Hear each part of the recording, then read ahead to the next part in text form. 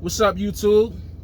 It's your boy TruckerNamedJay checking in, man. I just wanted to come at you guys. I got a couple videos I'm gonna make. So disclaimer, the next couple of videos I'm gonna be in this shirt. Okay, I just gotta make that clear, because you know, y'all was killing me last year when I had the gray sweatshirt. I got like 7 of these joints, man. You know, I swear to God, man, I got like, you know what I mean? But you know, it is what it is. Y'all gonna get y'all jokes off anyway, so I give y'all that. You know what I mean? I ain't tripping off that. But what's going on? What I got a lot to talk about, man, and there's gonna be probably like 4 videos made today, so I'm gonna try to break it up by different sections.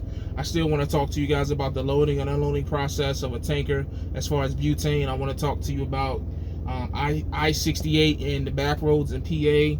I want to talk to you about some changes that's gonna happen. I want to talk to you about what happened last night. But the thing that's on my heart and mind the heaviest right now is, listen, man, I really think I'm done with referrals and referral bonuses and trucking and all the things to that nature. You know, I just don't really understand some people, you know. I thought that we were out here to make money. I thought we were out here to better our families' lives and, you know, just kind of be different from where we come from. You know, I know a lot of truckers that look like me come from poverty. That's just, you know, that's not being racist. That's not being anything. That's just stating a fact. A lot of truckers, most truckers who look like me, come from poverty or come from low income situations where you're living paycheck to paycheck. You're not really building anything, and you're not really, you know, you don't really have any plans. You know, you're just kind of surviving versus living. You know what I mean?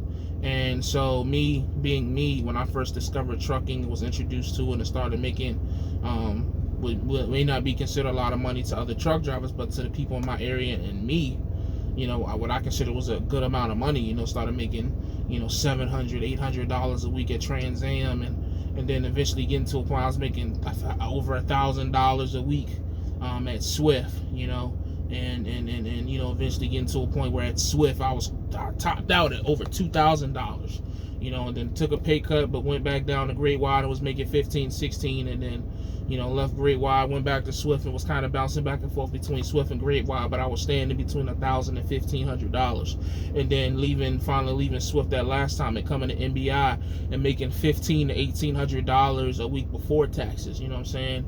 Leaving NBI, going back on the road and was making $1,300 to $1,600, $1,700, and then leaving there and coming back home and going back to Great Wide making $15,000 to $16,000. I may have been a job hopper, and I've hopped around a lot of jobs. You know, I'm not proud of it. I'm not ashamed of it either. It's just, it is what it is. But the one thing I can say that was consistent was I was always making a decent amount of money at all the companies I was, with the exception of Trans Am, which, you know, $700 to $800 wasn't a lot. It's just not a lot of money to me now, but it was then.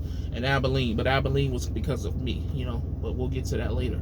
But besides that, all of the other companies that I have worked for, I have stayed in between that, let's just call it $1,300 to $2,000 range. You know what I mean? So, you know, that's great money coming from the area that I come from. You know, no college degree, barely graduated high school. You know, got a couple credits from college, community college. You know, don't really have a lot of trade experience or anything like that. Nothing. You know, so to come into trucking and be able to make that money with the experience and educational level that I had, it was nothing short of a blessing and a miracle for a guy like me. You know what I mean?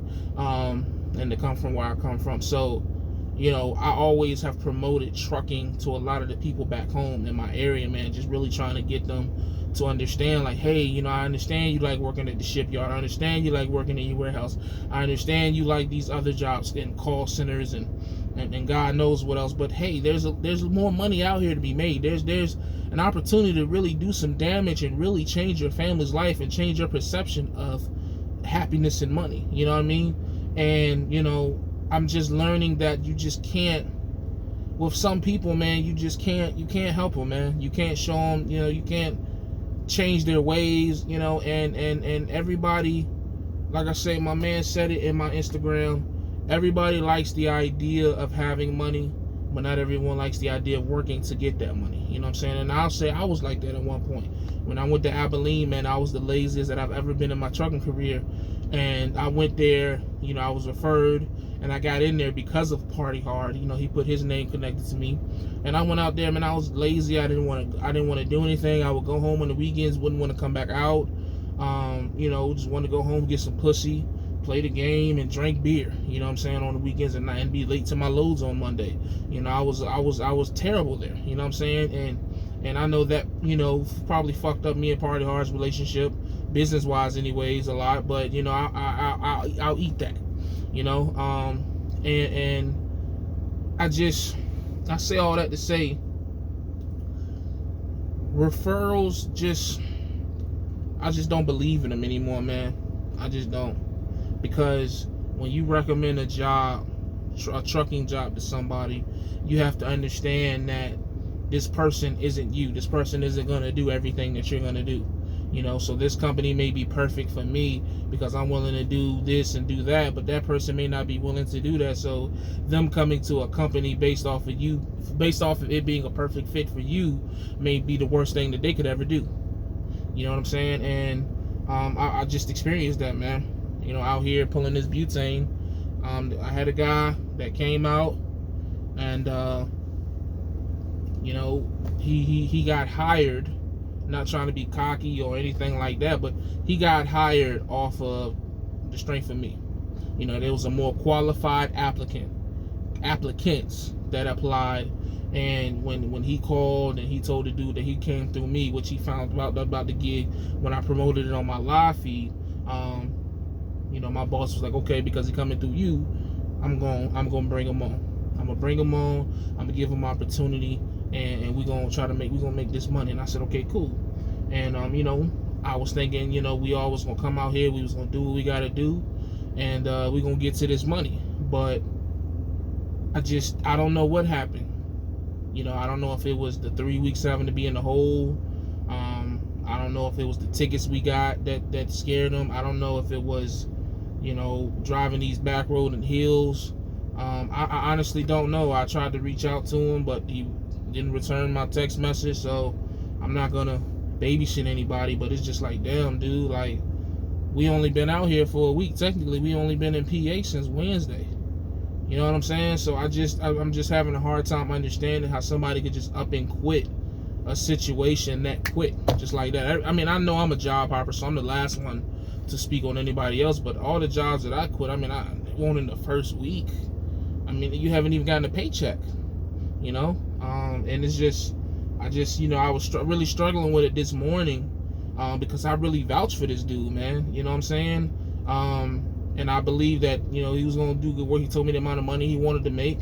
And I was like, okay, cool, let's get this money. I thought we all was on the same page. And for him to just, make it seem like he just wanted to go home for the weekend, which was crazy enough because it's our first week out here. But okay, you want to go home. But then for you just to go home and not come back, man, it's kind of tough, man. You know what I mean? But it is what it is. I wish him nothing but the best.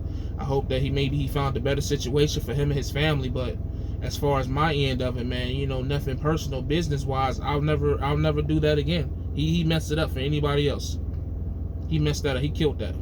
Because, my thing is, I'm building a relationship with the owner of this company, the authority of this company, and I'm trying to become a consistent truck driver, not a flip-flopper as everyone calls me.